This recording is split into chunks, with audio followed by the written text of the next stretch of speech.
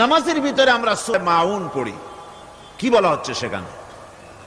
আরাআইতাল্লাযী ইউকাযযিবু বিদ্দীন ফাযালিকাল্লাযী ইয়াদুল ইয়াতীম ওয়ালা ইয়াহুদ্দু আলা তুআমিল মিসকিন। দ্বীন ইসলাম তথা বিচারের দিনকে অস্বীকার করেছে যে সে লোকটি সম্পর্কে কি তুমি বিবেচনা করেছো? সে কোন লোকটি? যে লোকটি এতিমকে গলা ধাক্কায় দেয়, মিসকিনদেরকে খেতে দেয় না, পরস্পরকে মিসকিনকে খাবারের ব্যাপারে উৎসাহিত করে না, এতিমকে গলা ধাক্কা দেয়। এই জন্য পরকালকে অস্বীকার করলো, এই জন্য ইসলামকে অস্বীকার করলো, এই জন্য দিনকে অস্বীকার করলো। এরপরে সে নামাজ পড়ুক, রোজা রাখুক, তার নামাজ, রোজা, হজ, যাকাতের গুরুত্ব বহন করবে না। কিয়ামতে যেসব লোক জাহান্নামে যাবে তার মধ্যে দুটি কারণ হবে সবচেয়ে বড়। একটা হচ্ছে আল্লাহর প্রতি ঈমান না আনা, আর একটা হচ্ছে এতিম মিসকিনদেরকে খেতে না দেওয়া। এদের শাস্তি কিরকম হবে? আল্লাহ রাব্বুল আলামিন বলেন, যারা এতিম মিসকিনদেরকে খেতে দিবে না, গলায় ধাক্কা দিবে, তাদের সঙ্গে দুর্ব্যবহার করবে, আল্লাহ পাক বলেন তাদের অবস্থা কি হবে শোনো। খুযূহু ফাগুল্লুহু সুম্মাল জাহিমা সাল্লুহু। বলা হবে ধরো এই লোকটারে, ধরো আর তাকে তার গলায় ফাঁস লাগাও, তাকে জাহান্নামে নিক্ষেপ করো। নাউযুবিল্লাহি মিন যালিক। আর এরপরে তাকে 70 হাত 70 গজ শিকল দিয়ে তাকে বেঁধে ফেলো, তাকে জাহান্নামে নিক্ষেপ করো। কারণটা কি? কারণ হলো ইন্নাহু কানা লা ইউমিনু বিল্লাহিল আযীম ওয়া লা ইয়াহুদ্দু আলা তুআমিল মিসকিন। গলায় ফাঁস লাগায়া 70 হাত শিকল দিয়া বাঁধা জাহান্নামে নিক্ষেপ করো, কারণ সে আল্লাহর উপর ঈমান আনে নাই, আর এতিমদেরকে, মিসকিনদেরকে খাবারের ব্যাপারে পরস্পরকে উৎসাহিত করে নাই, নিজেও খাওয়ায় নাই, আরো একজনকে উৎসাহিতও করে নাই। কিয়ামতে জাহান্নামে যারা যাবে, জাহান্নামে যাওয়ার যতগুলি কারণ থাকবে তার মধ্যে দুটি কারণ বড়। বলেন কয়টা কারণ বড়? আল্লাহ পাক বলতেছেন জাহান্নামীদেরকে প্রশ্ন করা হবে, ইয়াতাসাআলুনা আনিল মুজরিমিন মা সালাকাকুম ফি সাকার। জাহান্নামীদেরকে প্রশ্ন করা হবে, জাহান্নামে আসছো কেন, কি অপরাধ করে আসছো? ক্বালু লাম নাকু মিনাল মুসাল্লিন ওয়া লাম নাকু নুতঈমুল মিসকিন। তারা বলবে যে আমরা নামাজ পড়তাম না আর মিসকিনদেরকে খেতে দিতাম না। কত বড় মারাত্মক অপরাধ লক্ষ্য করুন। নামাজ না পড়া আর মিসকিনদের খেতে না দেওয়া। জাহান্নামে যাওয়ার যত কারণ, তার মধ্যে শ্রেষ্ঠ দুটি কারণ হচ্ছে এই, যারা নামাজ পড়বে না, এতিম মিসকিনদেরকে খেতে দিবে না, এবং পরস্পরকে এতিম মিসকিনকে খেতে দেওয়ার ব্যাপারে উৎসাহিত করবে না, কিয়ামতে তারা জাহান্নামে যাবে। কোথায় যাবে? খোদ রাসূলে কারীম সাল্লাল্লাহু আলাইহি ওয়াসাল্লামকে লক্ষ্য করে আল্লাহ রাব্বুল আলামিন বলেন, নবীজি আপনি এতিমদের সঙ্গে সদ্ব্যবহার করবেন, এতিমদের ব্যাপারে আপনি দায়িত্ব পালন করবেন। কারণ হলো আপনিও তো এক সময় এতিম ছিলেন, এতিমের ব্যাপারে দায়িত্ব পালন করবেন। কোরআনে কারীমে রব্বুল আলামিন বলেন, আলাম ইয়াজিদকা ইয়াতীমান ফাআওয়া। ও নবী, আমি কি আপনাকে এতিম অবস্থায় পাই নাই? আর তারপরে আমি কি আপনাকে আশ্রয় প্রদান করিনি? আপনাকে আমি এতিম অবস্থায় পেয়েছি, এরপরে আপনাকে আশ্রয় দিয়েছি। রাসূল তো এতিমদের সরদার। পৃথিবীর কোন এতিম যেন বলতে না পারে নবীজি আমার ব্যাপারে কি বলবেন, আমি তো এতিম মানুষ। আর তিনি আমার ব্যাপারে কিভাবে আমার দরদ বুঝবেন? নবীজিকে আল্লাহ পাক কেমন এতিম বানালেন, সমস্ত দুনিয়ার এতিমদের সর্দার বানালেন। মায়ের পেটে যখন তিনি ছিলেন 6 মাসের সময় মায়ের পেটে থাকাকালীন বাপের এতিম হয়ে গেলেন। যখন প্রসব বেদনা শুরু হয়েছে মায়ের, দুনিয়ায় যখন তিনি আসবেন, হযরতে আমেনা ঘরের ভিতরে বসে তার অবস্থাটা কি? এই সন্তান পৃথিবীতে আসতে পরে যিনি সবচাইতে বেশি খুশি হবেন তিনি তো আজ দুনিয়ায় নাই। মনের ভিতরে কত কষ্ট। আল্লাহ রাব্বুল আলামিন তার হাবিবকে দুনিয়া আনলেন। রাসূলের দাদা ঘরের সামনে তাঁবুর সামনে দাঁড়ায়া তায়েফ থেকে আগত সাদিয়া গোত্রের লোকদেরকে বলতেছেন, এই ঘরের ভিতরে একটা এতিম বাচ্চা আছে, বেশি টাকা কড়ি দেওয়া যাবে না, যদি দয়া হয়ে নিয়ে যাও। গরিব মানুষ, এতিম মানুষ দেখে শুনে কেউ আর নিতে চায় না। সবশেষে এলেন ভাগ্যবতী মেয়ে, ভাগ্যবতী মহিলা হযরতে হালিমাতুস সাদিয়া। তিনি এসেছেন, কোনো ছেলে পেলে পায় নাই, সকলের শেষে তিনি এসেছেন। আব্দুল মুত্তালিব বলছেন, এই ঘরের মধ্যে একটা এতিম বাচ্চা আছে, দয়া হলে নিয়ে যেতে পারো। তিনি স্বামীর সঙ্গে পরামর্শ করলেন, এরপরে বললেন, যদি দেখতে অন্তত ভালো হয়, মন যদি ভালো লাগে নিয়ে যাব, একেবারে খালি হাতে ফিরে যাওয়ার চাইতে তো ভালো। হযরতে হালিমা বলেন, আমি ঘরের মধ্যে প্রবেশ করলাম, মা আমিনার কোল থেকে শিশু মুহাম্মদ সাল্লাল্লাহু আলাইহি সাল্লামকে যখন আমি কোলে নিলাম, আমি হুজুরের চেহারার দিকে নজর করে দেখলাম, আমার কাছে মনে হলো যেন পূর্ণিমার চাঁদটা আমার কোলে ধরা দিয়েছে। রাসূল কি শিশু মুহাম্মদ সাল্লাল্লাহু আলাইহি সাল্লাম কি যখন নিয়ে বাড়ির দিকে রওনা হলাম, যে গাধা আমার সকলের পেছনে এসেছে সেই গাধা এখন সকলের আগে ছুটে চলে যায়। এরপরে বাড়ি যখন নিয়ে গেলাম, কুয়ায় পানি বাড়লো, গাছে ফসল বাড়লো, খেজুর গাছে খেজুর বাড়তে লাগলো, জমিনে ফলন বেড়ে গেল। রাসূলের দুধ বোন সাইমা রাসূলকে নিয়ে মুহাম্মদ সাল্লাল্লাহু আলাইহি সাল্লাম তাকে দোলনা নিয়ে দোল দিতেছে। কি আশ্চর্য অবস্থা! সাইমা তাকে দোল দিচ্ছে আর বলতেছে, বেঁচে থাকুক মুহাম্মদ সাল্লাল্লাহু আলাইহি ওয়াসাল্লাম, সে দীর্ঘজীবী হোক। কবি লিখতেছেন, কি আশ্চর্য কথা! বেদুইন বালিকা কারে নিয়ে দোল দেয় সে কি তা জানে? বিশ্বনবী মুহাম্মদ রাসূলুল্লাহ সাল্লাল্লাহু আলাইহি ওয়াসাল্লাম এভাবে এতিম অবস্থায় জীবন তার শুরু হলো।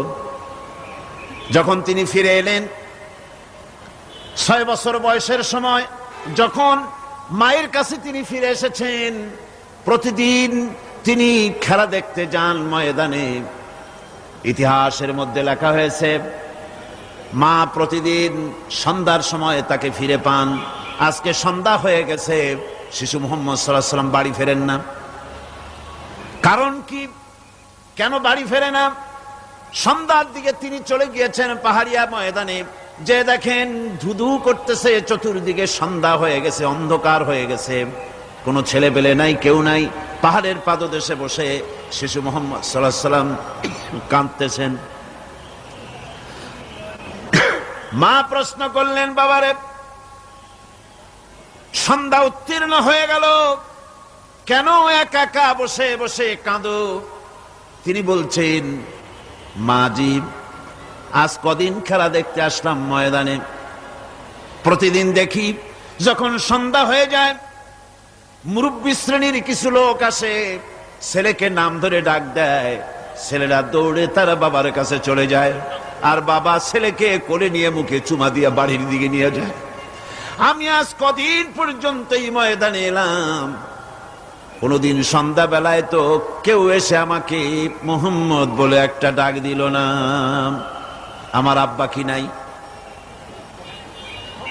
আল্লাহ রাব্বুল আলামিন বলেন, আলাম ইয়াজিদকা ইয়াতীমান ফাআওয়া, এরকম এতিম অবস্থায় পেয়ে আমি কি আপনাকে আশ্রয় দেই নাই?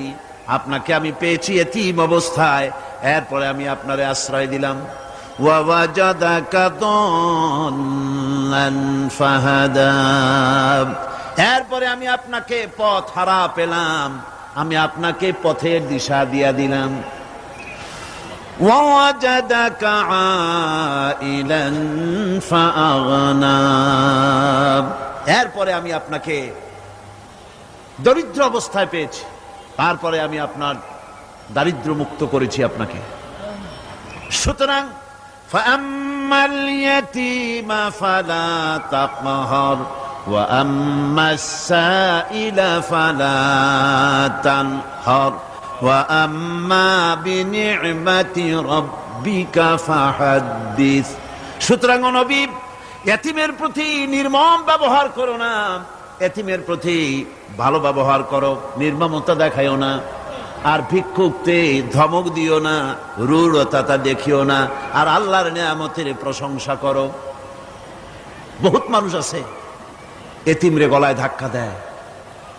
মানুষ যখন ভিক্ষা নিতে আসে, গরিব মানুষ ভিক্ষা চাইতে আসছে, ওই মেয়ে আত্মাহিত জানো, দোয়া কুনুত জানো, বাড়ি যেয়ে কাজ করবা, এই সব আজে বাজে কথা বলিয়া ভিক্ষা দেয় না। সাইলকে ধমক দিতে রাসূল করিম সাল্লাল্লাহু আলাইহি ওয়াসাল্লাম নিষেধ করেছেন, সাইলকে ধমক দিও না।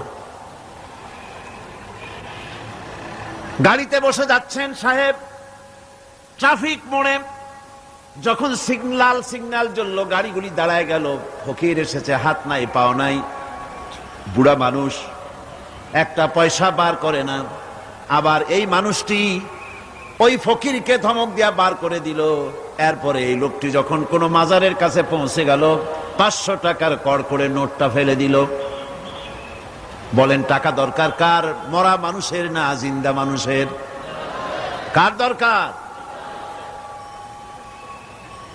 যার টাকা দরকার ছিল তারে দেওয়া হলো না, যার দরকার নাই তারে দেওয়া হলো।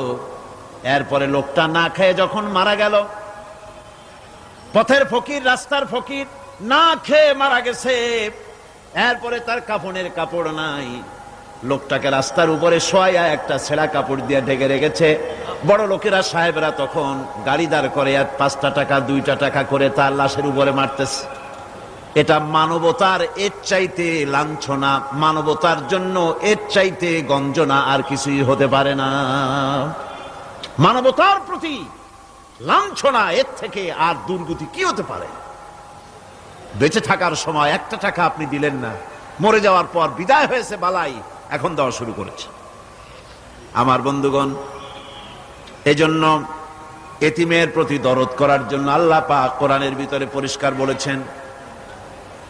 রাসূল করিম সাল্লাল্লাহু আলাইহি ওয়াসাল্লাম নিজে এতিম ছিলেন, আর এতিমের প্রতি তার এত দরদ ছিল, একবার তিনি ঈদের দিকে নামাজ পড়ার জন্য যাচ্ছেন। প্রতিমধ্যে দেখেন একটা বাচ্চা ছেলে কাঁদতেছে। এই রাস্তায় কত মানুষ গেল, কেউ দাঁড়ালো না থমকে, বাচ্চার ক্রন্দন কাউকে থামাইতে পারল না। কিন্তু বিশ্ব নবী, দয়ার নবী রাহমাতুল লিল আলামিন বাচ্চার কান্না দেখে পাও বাড়াতে পারলেন না। নবীজি দাঁড়ায় গেলেন, জিজ্ঞেস করেন, ও বাচ্চা, ঈদের দিনে কাঁদো কেন? ঈদের দিনে তো কাঁদতে নাই। বাচ্চা বলে, তোমার কাছে বলবো না, আমি সেই সকালবেলা থেকে বসে আছি, আমি যদি মক্কার আব্দুল্লাহর পুত্র মুহাম্মদ রাসূলুল্লাহ সাল্লাল্লাহু আলাইহি সাল্লামকে পাই, মনের দুঃখ তার কাছে বলবো। বিশ্ব নবী জমিনের উপরে বসে পড়লেন, বাচ্চারে কোলের উপরে উঠায় বলেন, বাচ্চা বলো কি তোমার দুঃখ? তুমি যার জন্য বসেছো আমি তো সেই এতিম নবী, কি বলতে চাও? বাচ্চা বলতেছেন, ইয়া রাসূলুল্লাহ, আমার বাবা মারা গেছে, সেই ছোট্টবেলায় একেবারেই তখন মায়ের পেট থেকে আমি আসার পর বাপ মরে গেল, আমার মা আর একজনের সঙ্গে বিয়ে বসেছে, সেই পুরুষটি আমারে দেখতে পারে না, আমার মা যদি আমারে কোলে করে এসে সহ্য করতে পারে না, আমারে চুমা খাইলে সহ্য করতে পারে না, আমারে খাবার দিলে মা মার খায়। আজ ঈদের দিনে রাতে আমার মা আমাকে বলল, বাবারে তোমার কপাল খারাপ, তোমার বাবা মারা গেছে, তোমাকে সাহায্য করার কেউ নাই, আমি তোমার যত্ন করতে পারলাম না, কোলে নিয়ে চুমাও দিতে পারি না, আমার এমনই কপাল খারাপ। সুতরাং এতিমের দরদ এতিম ছাড়ার কেউ বুঝবে না। তুমি আজ চলে যাও ওই রাস্তায়, ঈদের রাস্তায় দাঁড়ায় থাকো, মাঠের রাস্তার পাশে, বিশ্ব নবীর কাছে তোমার দুঃখ বলো, এতিমের দুঃখ তিনি বুঝবেন। আমি মায়ের কথা মতো এই জায়গায় এতক্ষণ বসে আছি, হুজুর আপনি দয়া করে, আমার কথা তো আপনার কাছে বললাম, আমার মনের এই দুঃখ। নবীজি বাচ্চার কথা শুনতেছিলেন, চোখ দিয়া পানি পড়তেছিল। বাচ্চাকে বুকের সঙ্গে জড়িয়ে ধরে নবীজি বলেন, ও এতিম, মুহাম্মদ সাল্লাল্লাহু আলাইহি ওয়াসাল্লাম যদি তোমার পিতা হন আর হযরতে আয়েশা যদি তোমার মা হয়ে যায়, বলো তোমার মনের দুঃখ মেটে নাকি? ছেলে ডুকরে কেঁদে উঠলো আর বলল, ইয়া রাসূলুল্লাহ, আপনি যদি আমার পিতা হন আর আয়েশা যদি আমার মা হয়ে যায়, এর থেকে বড় সৌভাগ্যের আমার তো আর কিছুই নাই। নবীজি এতিমকে বাড়ি নিয়ে গিয়ে হযরতে আয়েশার হাতে তুলে দিয়ে বললেন, আয়েশা রে, পবিত্র ঈদের দিনে আল্লাহ রাব্বুল আলামিন তোমার জন্য একটা উপহার পাঠিয়েছেন, এটা যত্ন করো। এতিমের প্রতি দরদ রাখার জন্য আল্লাহ রাব্বুল আলামিন বলেছেন, এতিম, মিসকিন, বিধবা, অসহায় লোক, তাদের প্রতি যাতে করে মুসলিম সমাজ লক্ষ্য রাখে, সেজন্য আল্লাহ পাক নির্দেশ করেছেন। বুখারী এবং মুসলিম শরীফের হাদিসে এসেছে, আস-সাই আলাল আরমালাত ওয়াল মিসকিন কাস-সাই ফি সাবিলিল্লাহ। বিধবাদের জন্য, মিসকিনের জন্য কেউ যদি কোনো উদ্যোগ গ্রহণ করে, কেউ কোনো সাহায্য দেয়, জিহাদের ময়দানে জিহাদ করে আল্লাহর রাস্তায় যে সওয়াব পাওয়া যায়, যে মর্যাদা পাওয়া যায় আল্লাহর কাছে, এতিম, মিসকিন, বিধবাকে সাহায্য করলে সেই সওয়াব আল্লাহ রাব্বুল আলামিন আমলনামায় দিয়ে দেন। ইসলাম যেহেতু মজলুম মানবতার জন্য পৃথিবীতে এসেছে, যারা বলে ইসলাম পুঁজিবাদের আশ্রয়স্থল, তাদের মতো বেকুব আর নাই। এই কথা তারা বলে উদ্দেশ্যমূলক ভাবে, রাজনৈতিক উদ্দেশ্যমূলক ভাবে সব কথা বলে। ইসলাম যদি পুঁজিবাদের আশ্রয়স্থল হবে, তাহলে তো ইসলাম সর্বপ্রথম কবুল করত ধনীরা, কথা ঠিক কিনা কন? কিন্তু ইসলাম কবুল করলো সর্বপ্রথম কারা? সর্বপ্রথম ইসলাম কবুল করেছে নিগৃহীত, নির্যাতিত গরিব মানুষগুলি, হযরত বেলালের মতো মানুষ, আম্মারের মতো মানুষ। এই সব গরিব মানুষগুলি, নারী, গরিব, অসহায়, নির্যাতিত, তারা ইসলাম কবুল করেছেন সর্বপ্রথম। সুতরাং ইসলাম পুঁজিবাদের আশ্রয়স্থল নয়, ইসলাম হচ্ছে দুনিয়ার সমস্ত মজলুম মানবতার আশ্রয়স্থল। যেরকম আলহামদুলিল্লাহ। আমার বন্ধুগণ, ইসলামী বিপ্লবীর দাওয়াতের পর্যায়ে মক্কি জিন্দেগিতে যখন সূরাগুলি রাসূলের আসতেছিল, সেই সময় আল্লাহ রাব্বুল আলামিন বলেছেন, ওয়াহাদাইনাহুন নাজদাইন, আমি কি উভয় স্পষ্ট পথ তাদেরকে দেখায় দেই নাই? উভয় স্পষ্ট পথ তাদেরকে দেখানো হয়েছে। ফালাকতাহামাল আকাবাতা ওয়া মা আদরাকা মাল আকাবা ফাক্কু রাকাবা। তুমি কি জানো, তারা, আসল কথা হলো তারা সেই দুর্গম বন্ধুর ঘাঁটিটি অতিক্রম করতে চায় না। তুমি কি জানো সেই বন্ধুর দুর্গম ঘাঁটিটি কি? তা হচ্ছে শৃঙ্খল বন্দি দশা থেকে মানুষদেরকে মুক্ত করে দেওয়া, আর আও ইতআমুন ফি ইয়াউমিন যী মাসগাবা ইয়াতীমান যা মাকরাবা আও মিসকিনান